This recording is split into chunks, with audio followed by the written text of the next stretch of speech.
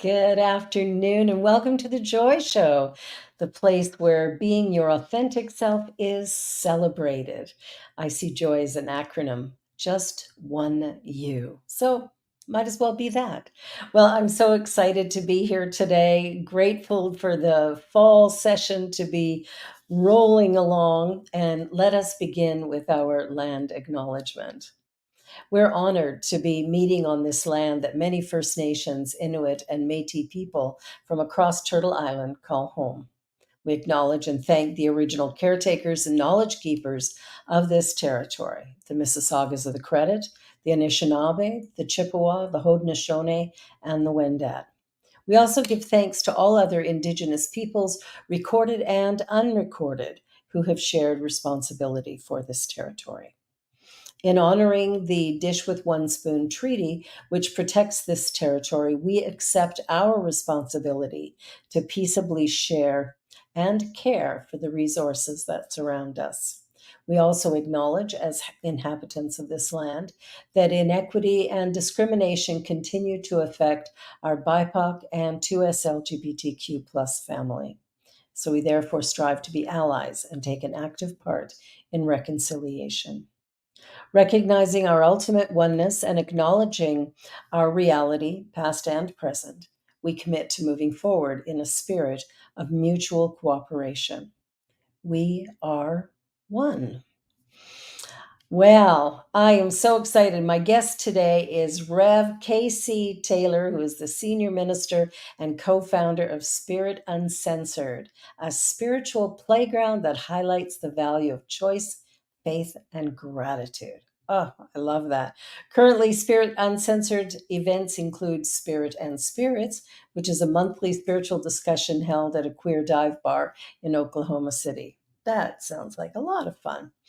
Well, I'll tell you, Rev KC has had many, many, many jobs, and we're going to talk about some of those here as we unwrap this remarkable journey that they have been on. Welcome, KC. Thank you. I'm so happy to be here.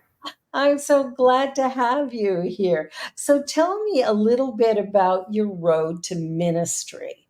That's the one that's interested me the most to start with. I started the practitioner program simply because the person who I was dating at the time thought having a credentialed person to add to a spirituality app would be valuable. And the class had such a significant positive impact on my life that I just wanted more education. And ministerial is what not logically came after that. I had no intention of actually practicing and utilizing ministerial school, well, other than the lessons that I applied to my personal life. And when I completed it, centers around Southern California just started calling me and asking me to speak. And at that time, I had very little money. So for someone to say, "Hey, will you drive here and we'll give you $200 for an inspirational message?" I was all for that. And so just more and more places were calling, and I was found success in Hollywood, which is what drove me to these classes. This was the kind of results I was looking for, was success in Hollywood. So I was getting that success while at the same time getting this other area of success that I wasn't even looking for. And because of my visibility in Hollywood, people were saying, "Well, what's this minister thing you're doing?" And so I created a monthly space just to address that. "What's this minister thing you're doing?" People are like, "Tell me how you got to where you're going and tell me about what you believe and what you teach." So it was, okay, I can do this once a month. I can go to one place once a month and share this with you. And the very first event that we had, there were 65 people that showed up, a full band, teenagers asking us to go to camp, to take them to camp. And I thought, I wasn't trying to start a church. Like, I was just trying to answer the questions of, what do we teach? What do we believe? And so finding myself an accidental senior minister, I just been rolling with it ever since. And it's working for me. So far, so good. I love that, an accidental senior minister. I think that is the best way to fall into ministry because at that point, you know, when doors are flying open, that this is a calling not something that you thought up in your head going, oh, this will be something to do for a minute. For sure. I was clear that I didn't want to do it. When I looked at what senior ministers do and the expectations of them from the community, like I think about how a senior minister is expected to be a good speaker, a good writer, a good group leader, and to apply the principles that we teach to our personal lives, and also like a good business person. Where how Yeah. like who is an individual who meets all of this criteria? So I think we're in the direction of there being more co-ministry and a new. I think that's part of my personal intent around Spirit Uncensored is really redefining what spiritual spaces look like and getting away from the this one person is the representation. But what they are is they bring whatever gifts they bring to the situation, and then there's a team of other people involved so that it doesn't all lie on one person's shoulders. That's my goal. Yeah, and I think that's a really exciting one. I heard of somebody, and I don't know who it was. Somebody was talking about each month they have a speaker come in from another religion. And I love that. Do you know who that was that said that? I can't remember, but I thought what a great idea to introduce, other concepts that people can then go, "Oh, here's what I believe, here's what somebody else believes." And we don't have to disagree, and we For don't have sure. to agree. We can just go, "Wow, that's what you believe? How interesting is that?" In 2020, I believe Spirit Uncensored did a couple of interfaith roundtables. One was for African American History Month, and the other one was for Hispanic Heritage Month. And we had faith leaders, African American faith leaders in February, Hispanic American faith leaders in September, October. And what was so beautiful about that is, I have Spirit Uncensored has no budget for anything ever. That's what happens when you create a ministry accidentally. And so, these were people who are willing to show up on Zoom and lend their perspective. And having people from all of these faiths and having this one experience of their racial identity in common, we really got an opportunity to see how, like, both of those interfaith roundtables really highlighted and demonstrated the similarities of religions across these organizations. Well, it's interesting because when you take a look at some of the beliefs, one of them is that there is only one thing. That's when it always surprises me when somebody teaches that there's like God and the devil. That's two, but there's only one. Right, and well, it's this whole thing of, Christianity teaches of the omnipresent nature of God. So it's interesting to me that regardless of the fact that God is identified as I am that I am, there is all in the teaching, the actual practice of it just ends Yeah. up being a different story. Exactly, exactly. Well, and it's interesting, looking at different faiths and different faith leaders.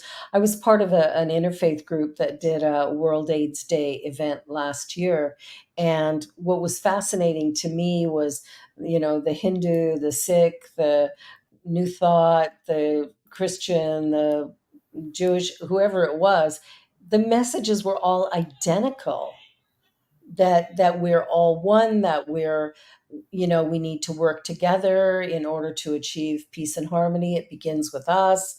It was like every single message was exactly the same, and I'm like, that's the best news ever. For sure. Like that really that just lit me up. I thought that's phenomenal to know that. And I think that's something that, when we bring different groups into our own centers, I think that can help to take down barriers and this idea that we're better than somebody else. Absolutely. Nice. So tell me about your dreams for your ministry. Like, what is it that you hope to accomplish as a That is minister? the best question ever. And it's not something that I share very often. But it's definitely starting to manifest itself. And, a big part of why I didn't share it is because there were a number of different people and voices and opinions involved. So I just was kind of sitting back and letting things be what they were. And they kind of they're starting to go in this direction. Yeah.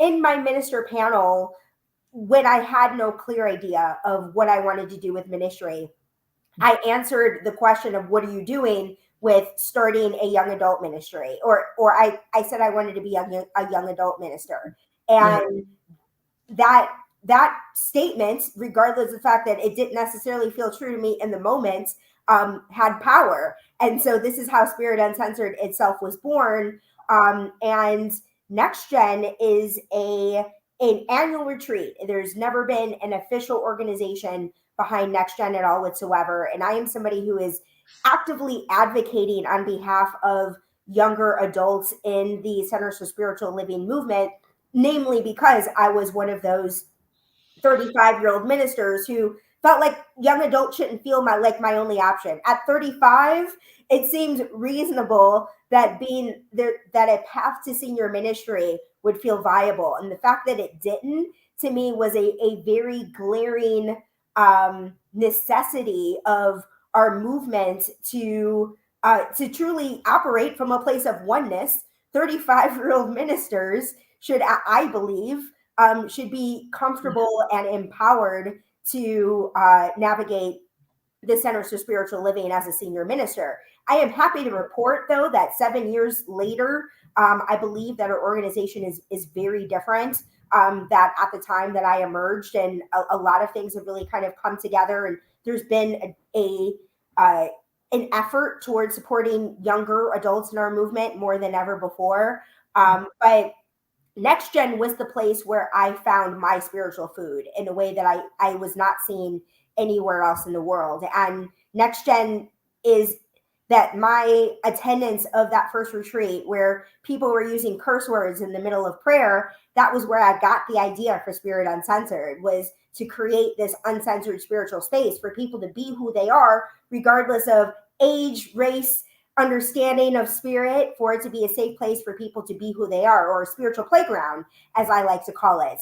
And so the as I said, because it was such an accidental ministry, I didn't have like clear, tangible goals. But what I did know is the person who, one of the leaders of Next Gen, Reverend Audra Nicole, was someone that I wanted to be in charge of Spirit Uncensored. I wanted her to be senior minister because I wanted Spirit Uncensored to exist, but I didn't want to have to be the one to run it. I wanted someone who wanted to be a minister, actually wanted to be a minister, didn't just fall into it accidentally, to be the one on the ground actually doing the work. So Next Gen almost died in 2020. The leadership team was feeling like they were aging out, which they were, and there was really no one in place. And because of the pandemic, we didn't have an opportunity to really build and invest in that next generation of leaders. But Yeah. the Next Gen retreat is going to be in 2 weeks from now. It is the first retreat that has ever been sold out in its history, and this is the first time I've ever served on the leadership team. So I have this.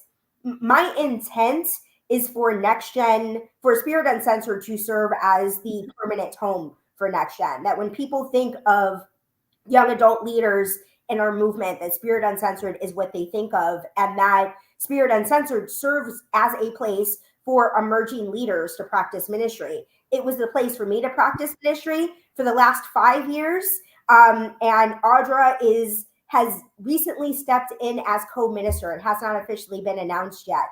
So my plan is for Audra and I to work closely together. She's been very supportive of Spirit Uncensored. She's literally texting me pictures of stickers that she designed and asked me to call her right after the Joy Show is over. Appreciate the shout out and the picture of Audra there. And so my goal, my dream is for Audra to run Spirit Uncensored, and for Spirit Uncensored to serve as the safe place for another emerging leader, and for it to be this revolving door of Yeah. newer leaders to have the spiritual playground and to and explore ministry for themselves while having the safety of an infrastructure of an existing organization to do that, and for next gen to continue to live on and have that safe place. One of the things that Audra and I are also working on is a wisdom council, so that as people are aging out of next gen, there is a place that they can go to add support for people who have never been in the next gen community but are advocates and interested in supporting next gen. It's that place for that to happen. So at Asilomar just this year, Audra got the idea while we were at Asilomar. We started having those conversations, and we've been collecting emails for that wisdom council so that next gen can continue, and it without the threat of a new generation aging out consistently. Yeah, that's really important, planning for the future to make sure. I think that's what's so important about this next gen work is that if we don't plan for the future, we won't have one, Exactly. because we got a lot of older people in our centers, and that, yeah, that's not going to do it. So what about the idea of inclusivity and equity? What are the things you're doing that ensure that that's sort of a base standard for Spirit Uncensored? Well, Uncensored. it helps a lot that I've got a whole bunch of identities in one. And so just the nature of my identity of being queer, of being mixed race, has made it so that a variety of people are attracted to our movement. And also the fact that I've been a part of multiple centers for spiritual livings across the country that have been predominantly white and predominantly older. And so because of that, we have a really good mix of diverse representation. And I've tried to be proactive as opposed to reactive of the things that are happening in the world. As I mentioned, we did those interfaith roundtables really as a result of the conversations about race that were happening in the world at the time. You're showing this drag show fundraiser that that was really just, there was somebody in our family that is a drag show performer, was 17 and didn't have a place to perform, and so it was a win-win. We give the 17-year-old a platform and raise money for the spiritual center at the same time. Nice, nice. So what we do, I would say, like, this is really Spirit Uncensored with its nature being a spiritual playground, means that we are not telling someone that they need to have a certain amount of education. I don't have you have to take this many classes, or this class itself is required for you to engage in spiritual leadership. If you are somebody who is engaged in the community and showing up and demonstrating leadership, then that's all we need. The fact that you have the consciousness, that's what matters. That's the only thing. So what we do is we support people who have the consciousness, are engaged and interested. And this event that we're looking at right now, New Thoughts on Gender Identity, one of our members who has been very active, 25-year-old transgender woman, Italian transgender woman in the community, that specifically said to me, I want to do a New Thoughts program, a monthly experience on specifically gender identity. And so she chose the facilitators. She designed this marketing piece that we're looking at. And so this is what being supportive of emerging leaders looks like, is saying, not restricting somebody based on how much education they have, but giving them a platform and a space to practice and play with spirituality. Well, and I think that's very smart on your part, because everybody comes to the table with a different set of skills, and the level of wisdom they have in one area may have nothing to do with something else. I was looking at taking a doctorate program, a Master's of Divinity, at one of the, can't remember which spiritual center, and was told that I can't because I don't have my bachelor degree. And it's like, wow, where does consciousness play in when it comes to ministry? Because it should be the first thing, not whether or not I went to university to get a Bachelor of Arts or whatever, Yeah, right? It's like, that one's tough, just because, like, that's what the credential organization decides. And so when you want the credibility of saying we are a real school and your master's degree means something, your doctorate means something, you have Yeah. to follow the guidelines that the credentialing body has decided. And that's just what the credentialing bodies, how they operate. Yeah, exactly. And I look at it and I go, I get it. I understand. And I know a lot of people who've become ministers or whatever who do not have the consciousness of ministry. And so it's like it just feels, that one feels like a weird one when it comes to ministry. I can see it in other fields. But ministry, that it just baffles me. Yeah, I hear you. It's just a matter of credibility. Like Yeah, what gets to count as credible? Because there's so many places out here that will issue a master's degree without a bachelor's degree, but don't have that credentialing body. yeah, So those people, when they try and use their degree or apply it in some sort of way, there's just this backlash around credibility that comes yeah. into play. And it goes to that whole colonial system. Here's what has Absolutely, value and here's what doesn't. for sure. Yeah. I remember talking to, I can't remember who I was talking to this morning about the, different refugees and stuff that have come into the country because we have Hmm. quite a few. And that, we'll have doctors and lawyers and accountants and all kinds of people come in who can't work in those fields because we don't recognize it. Yeah. That, and It's even like, state to state, you can yeah, pass an exam and you get a license to do this in this state. And yes, I get that this other state has different laws or whatever it may be, but same thing in there's no Canada. reason that it's a whole nother set of classes or things associated with it. Yeah, it's the same thing here. Hmm. Same thing here. Like I look at some of those rules and I go, the colonial system could use a fracture. Absolutely. I'm part of an organization that's strategically trying to accomplish that. Might take us Beautiful. a minute. I'll let you know when we get there. Please do. And also dealing with the racism, uh, anti-Black, anti-Indigenous, and misogyny. Like we're seeing a lot of that as well. So it's like changing the narrative For sure. completely. And of course, people don't like change. So, It's the only constant in the world, right? it's so interesting that the idea of change is such a tough one for the majority of people. Just like the meme you were talking about earlier. It's like, I want all this new stuff, but I don't want to change to get it. I just want it to happen magically. That's, we were saying this offline, that's the comfortable way of living, right? Like what we Yeah, want things to be comfortable, we want things to be easy, and life has to push us out of our comfort zones, whether we want to be pushed out of it or not. To yeah, as you said, using a cosmic sledgehammer to disintegrate our comfort zone. But it's up to us to really identify how long to stay in which one, and to hear the sign that it's time to leave and trust it, to have faith in that. yeah. Well, I think that's what I love about your story so much is that accidental minister, because there's something about following the natural flow of energy.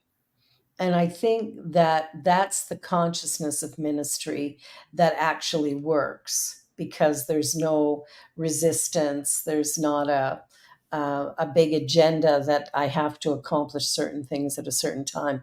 There's more, I think there's more energy in that because I can be with it for the long haul. I'm not pushing against a wave of something else.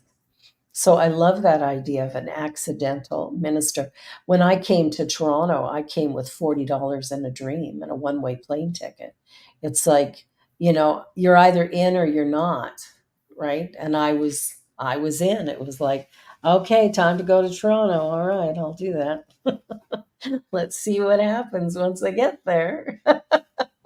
But it's interesting to watch things unfold without having to actually do anything. For What's it sure. gonna take for us to get that? Hmm. I came to Oklahoma in a much more comfortable way, in a car filled with what I had left in the world, Hmm. and about 10K in the bank. So I had a nice little like cushion of, yes, it's a leap of faith, but this is as comfortable as a leap of faith as one can take, I think. Well, you definitely had a little more going for you than I had when With I came here. $40. Yeah. Yeah, but it's it's fascinating how it all works out, right? Absolutely. Yeah. I think of how I don't know what it was. It made me think about this, how I've noticed I've been in positions where I have no idea what, like, no experience in the thing that I'm doing at all whatsoever. I worked at a legal desk at a Hollywood agency and got no law background of any kind. Usually lawyers are in that job, but this person decided she didn't want a lawyer, and then just kind of taught me how to do the thing. And in Oklahoma, the first thing I ended up doing was as working as a case manager at a youth shelter. And beyond ministry, I've never worked in social services. And ministry as a nonprofit is a very different experience than really dedicating time and effort to supporting the community, when that's the thing that we're doing, is supporting people who are experiencing such extreme poverty where they don't have Yeah, shelter or access to food. And so, and also being young, that added piece of it. So yeah. all of my teen camp kind of teen advisor support was helpful, and I found a lot of, like, I don't want to say like success, but my clients generally did well. Like my clients transit moved on, and as well as a case manager can take credit for. All of them aren't, living independently in their own apartments right now. Some of them were in different programs and, aren't necessarily better off than when we started. But all I can do is trust that I made a positive impact on that person in the time and the way that we work together. I did what I could to get them housing and keep them housed, but ultimately the choice is theirs. And but like, Absolutely. I'm saying all that to say that, like, I don't know anything about nonprofit administration or any. And so I ended up like in this other kind of role at the shelter. And I was like, wait a minute, you all need to remember I have no experience in this. I don't know anything about this. So you'll have to figure out, if you need me, if you're looking to me to do this. I'm probably not the one. I can help a kid, but I can't design a program or write the policy and procedures. I am not the one.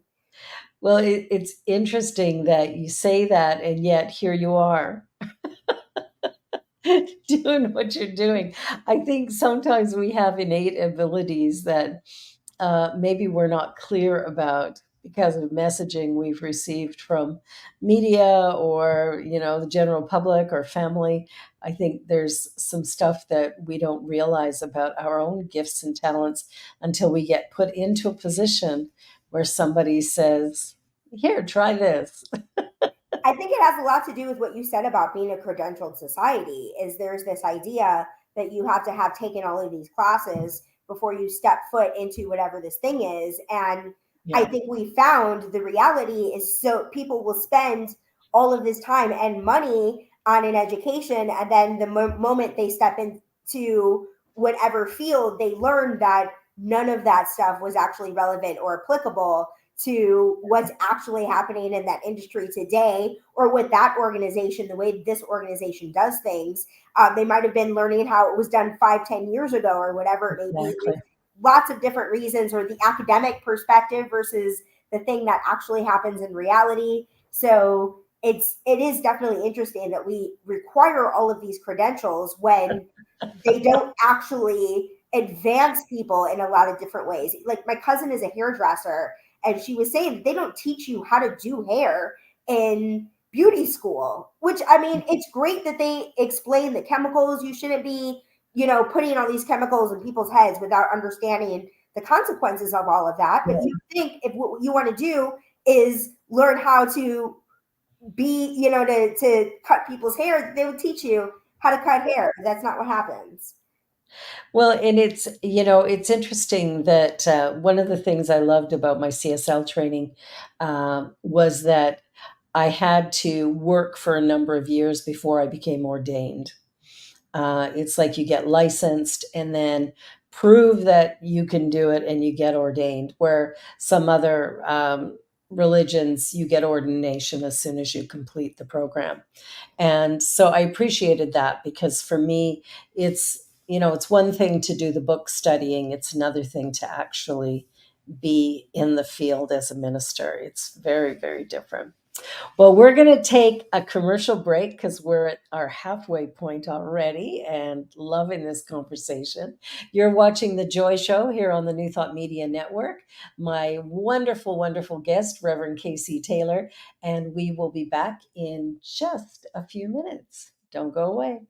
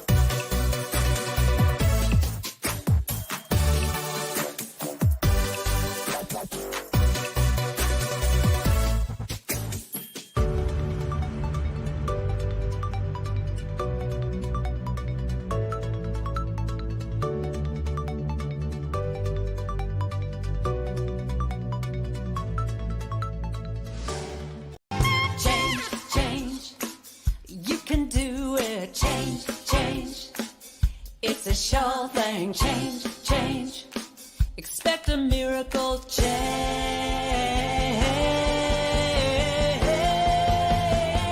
Watch me change when you change the way you look at things.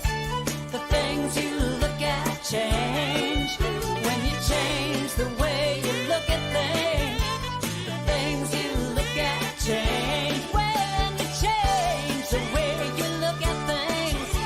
The things you look at change. When you change the way you look at things.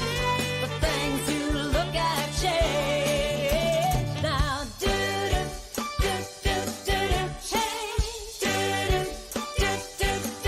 change. Change.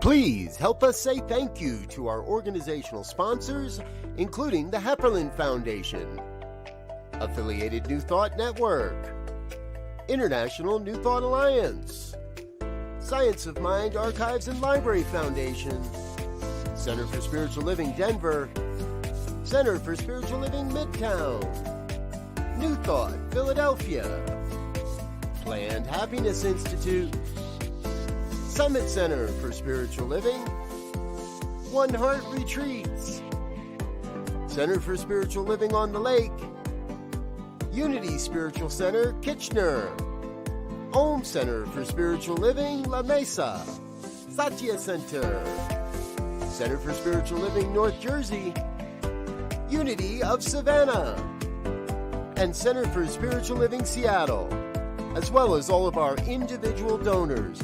Thank you for making New Thought Media Network a place to be. Please come be you. And remember, like, share, and subscribe. New Thought Media Network, positively inspiring. And we're back. And you're watching The Joy Show here on the New Thought Media Network. And my guest today is the Reverend KC Taylor of Spirit Uncensored. And I just love the idea of having spirituality be a quality of living rather than a set of religious rules and regulations. Yeah, I wanted to say, right, the last thing you said before the break about ordination being a 3-year journey. I didn't share this earlier. I don't know if you know this about me, but when I graduated ministerial school, there was a political, political is just the word I'm going to use. There were many, many reasons. So it all falls under that one word. as to how the ministerial program that I was in was not recognized by the Center for Spiritual Living. And the path for recognition took 5 full years. So I became affiliate. I was one of the first, there were 2 people out of my class that affiliated 5 years later. And so right now I'm on the path for affiliation. So those 5 years that I was speaking, that Spirit Uncensored was up and running, did not at all count. And so it will be 8 years of ministry before I'm even eligible for ordination, just based on credentials and everything that we've talked about. But one of the things that I think, speaks to spirituality and that cosmic sledgehammer, if you will, is that everything unfolds absolutely perfectly. That if I had been a CSL minister early on, I may not have gotten this far. That, having the freedom to explore spirituality on my own and to create spaces for myself that didn't exist, and the necessity of that, I think supported who I am and what I'm doing. I can't even say I think, I know it supported who I am and what I'm doing. So regardless of the fact that credentials may be in place in a way that does not support the doctor from India, even though it definitely should, that we have to trust that our journeys are unfolding perfectly no matter what, regardless of how these archaic systems are getting in the way of our individual and collective growth. And we'll grow with it, For sure. or we'll grow it into a new way of being, right? I think that's what I love about minds like yours, is that you're willing to work in the system by doing everything opposite to the system. Well, what's great about that is, I got an opportunity when I did things in my own way and on my own terms, and affiliated at this time that I have all of this experience. So I get to just kind of walk in and do things my way. Yeah. And there is a respect and credibility for my voice that even though I don't have the ordination behind my name, the fact that I've been in these communities, that I've been doing this work and have demonstrated what it is that I can do, I'm being treated with an element of authority, so to speak, in the rooms and the spaces that I'm in. And I'm being invited into rooms and spaces that I'm grateful to be a part of. And it's good that those of us who are older are doing that. That we're acknowledging and recognizing the wisdom that you bring and the essential elements that you're bringing to the conversation that we simply can't, because Well, we it depends don't on have the understanding. some people feel that way, and it gets to be a debate that I don't have to engage in. That there are people who are vehemently opposed to the choices I make. Some people are like, church in a bar, that sounds amazing. Sounds fun, like you said. And other people who see it as straight up blasphemous. And that's the experience of spirituality, is something that feels holy to one person might be blasphemous to another. Well, I think Jesus was blasphemous to a few people, so you're in good company. Right. I think, that's the thing, is when you're on the growing edge, you're always going to be walking that fine line and accepting that what people think of you is none of your business. And if you can maintain that, you can maintain your level of sanity. I mentioned that the Centers for Spiritual Living theme this month is playing with paradox, and the theme this week is getting comfortable with discomfort. And this week in particular, that whole concept has really rung true of what you just said about the growing edge of knowing that there's a flow, right? And there are moments when that joy feels like joy and it's manifesting in all of its right and perfect ways, and that other times where it doesn't feel like joy, and we have to look for opportunities to lean into it. I started this concept of the best day ever movement that started with a talk that I heard. My minister teacher, James Mellon, gave a talk on expecting the best day ever? What would happen if you woke up every day expecting that it would be the best day ever?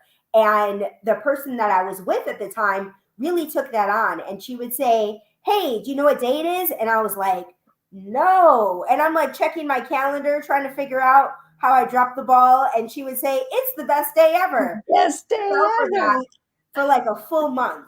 And so the being reminded that it was the best day ever from somebody in my home, kind Yeah. of tricking me in this way to like really live from this understanding, allowed Yeah. me to focus on the parts of my life that were going right and going well. And the more of that energy of gratitude we lean into that, the more we get to experience the joy and blessings that come along with it. And as I've been practicing this for like 5-6 years now, it gets harder to do. It's not as if I've like, gotten joy down to science. It's that universe, my life unfolds in ways that pushes me to have to look harder to find joy. And sometimes I'm riding a wave of joy for so long, I forget how hard it is to have to look for it again. But Yeah. Spirit always finds another opportunity to remind me to dig deeper and having gratitude for things that I take for granted, like a hot shower, like a roof over my head, like a working vehicle. Well, as you were talking about digging deeper, I love that song, Dig a Little Deeper from Princess and the Frog, I Madam didn't Odie. bring that But, up. I haven't watched that in a while. Now I almost oh, turned it on. it's so good because, Madam Odie has just got this great voice and the lyrics of that and just the wisdom, the wisdom that character has, and nobody gets it, but it's like, it's absolutely stellar. That idea of digging deeper, I think, is what really allows us to take that very uncomfortable comfort zone, and shift ourselves into a new paradigm where we begin to actually grow in a completely new direction because we're finally able to sort of take off the veils that have been blocking our light and our ability to just shine our own unique gifts and talents. I think that's the thing we're looking for is where our and there's Madam Odie. We better be careful with that. That might be uh, I don't know, Walt Disney or Pixar or somebody would be going, "Whoa, you can't play that." See if they come for you. Yeah, if they come, we only got kicked off of YouTube once, and that was for talking about COVID. Oh, So interesting. yeah, it was like medical misinformation or Oh, what YouTube said to us. You can't do that. So it's we did what we did, the joy of talking about whatever. So, as you're now looking at moving into a senior minister role in an existing center, what are the things you're hoping as you apply for these places? Like, because there's probably going to be a little bit of, are you the right person for us? Like, are you going to wear blue jeans on the podium? Are you going to like let a curse word out? Like, so tell me about your interview process. Do you think what's that going to be like? well, I've never actually. I think I was going to say I don't think I've ever cursed on the pulpit, but there's the book "You Are a Badass" by Jen Sincero, which I Yes. absolutely quoted, and that's just what the book is called. So like that just is what it is. Um, I really more focus on like focusing on trying to like slip words into Science of Mind magazine articles and things of the like, and the global themes content, stuff that's getting more out there than trying Yes. to disrupt the community that I'm a part of. Yeah. But my experience in Oklahoma City really is what gave me like both, I would say, the tangible experience and also the belief that this is something that I could do. Yeah. I've taught a couple of classes, CSL classes, since I've been there, taught about three. So like having taught three CSL classes, I feel like I've got that experience that I can bring. But United Life has been such a safe place. The fact that I host church in a bar, they were 100% supportive of it. The drag show, they were so supportive of that they asked for it to be an annual event, and we did more of them. And so, this community that I think I had assumptions about before I stepped in.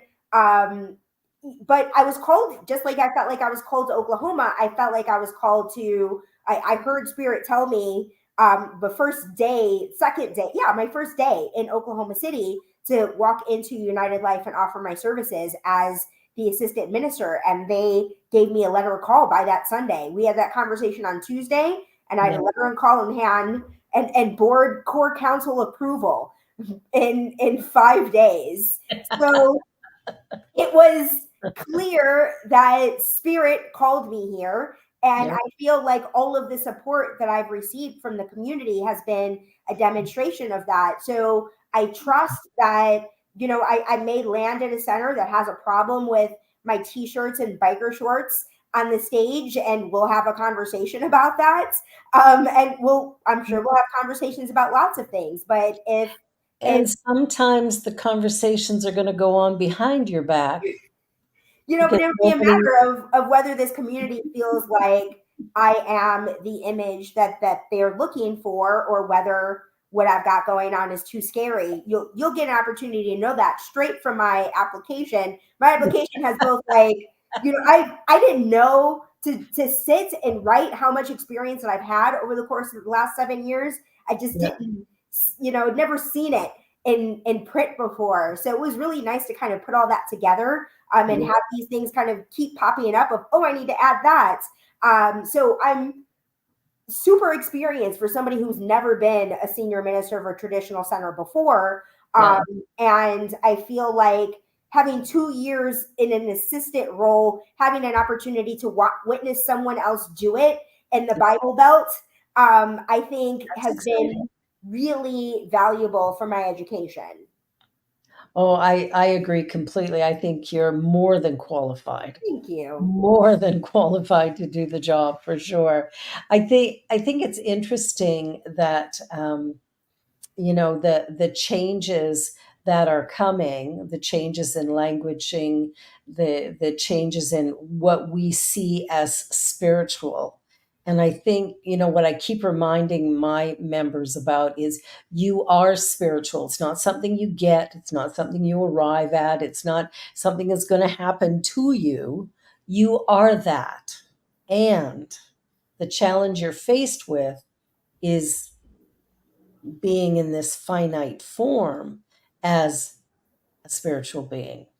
Like, it's the human part that's the hard part. The spiritual, that's done. So I don't know, because I think about this as I was saying about growing edges and discomfort. Discomfort's part of the process, and I guess that's I don't know. I think it's the spiritual part too. I think about, and I'm planning to talk about this on Sunday. Is that what we are all on a hero's journey, and the hero's journey, the formula looks exactly the same from individual to mythic stories. It's the same formula, and it's designed that way for a reason. That we have to overcome obstacles, whether it's in human, whatever form we're in. There's an experience of overcoming obstacles. It's just a matter of the fact that we're conscious of it, that I think, therefore I am. That makes it feel harder, versus an ant that can carry 200 times its weight, and it's probably not this piece of food is so heavy.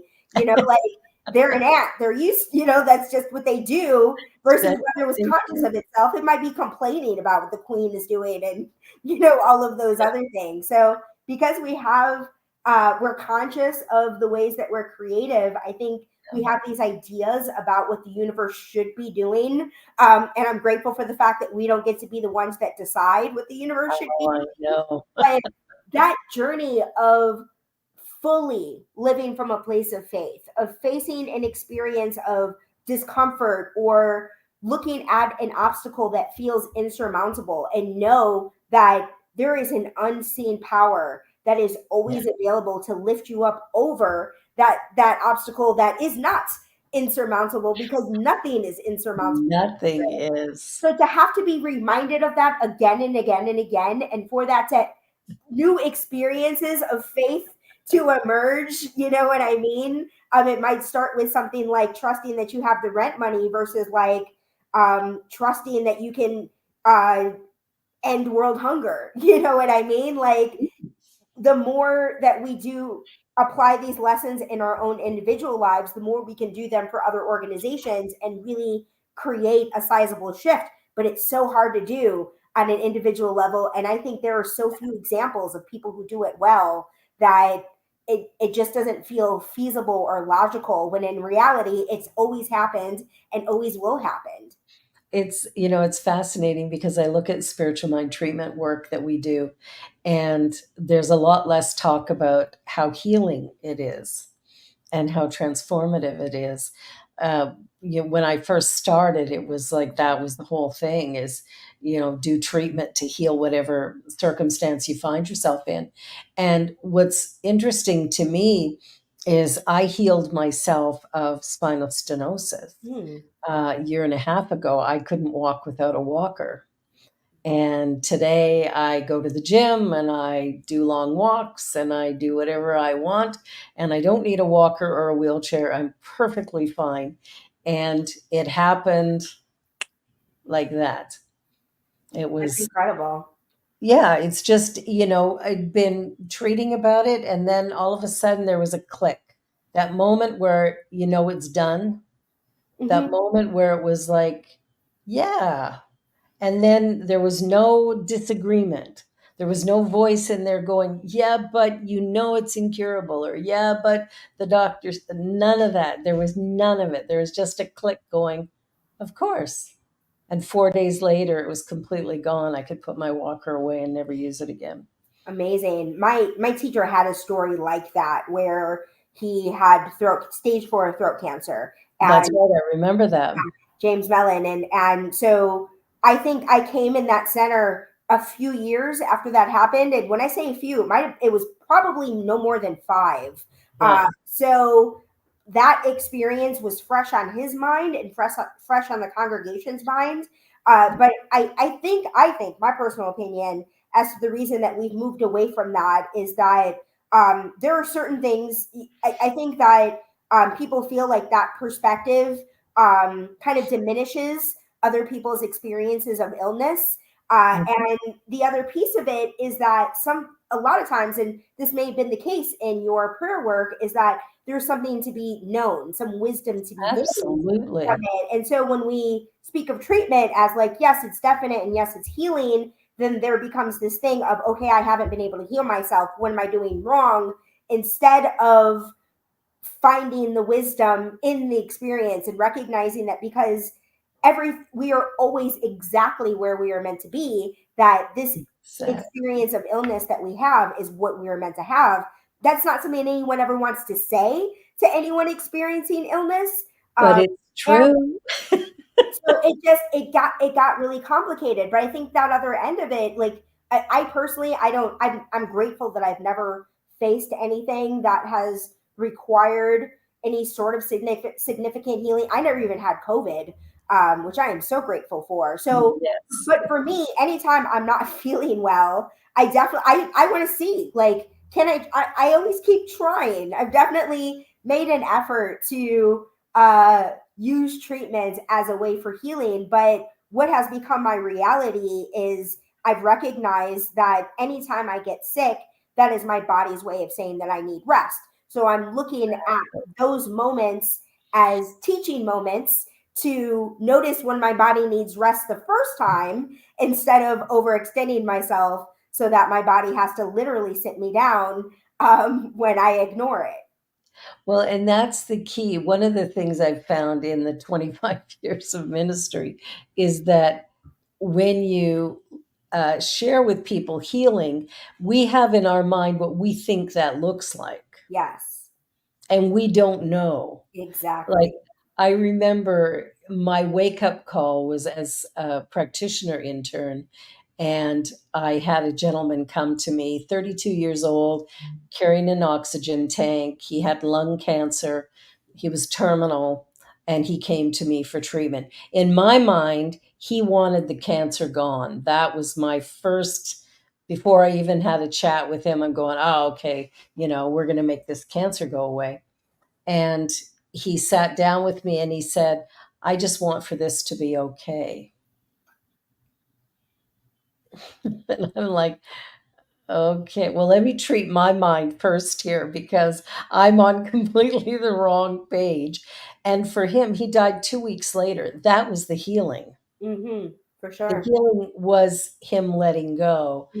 Um, and the interesting thing is that we do, because we've decided what healing looks like, we've, in our infinite wisdom as these incredible human beings, our ego likes to go, here's how it is. And the truth is, we have no idea. Exactly. None whatsoever. None whatsoever. Oh my goodness, the time has just flown today. We're down to our last 3.5 minutes. Can you believe that? Yeah. So, what one thing would you like people to know about you and your ministry or your vision for ministry that we haven't touched base on yet? Um, Gosh, that's really hard. Um, my whole thing is, I was just reading this. I'm teaching a From Whence We Came class around the history of New Thoughts. And I really resonate with the fact that um, science of mind, religious science has always been contemporary and it's always been led by spiritual rebels. I spoke about this at Asilomar, that we come from a history of people who defied expectations and norms beyond defining God for ourselves. And even debating whether it's a philosophy or a religion or whether it's really a science.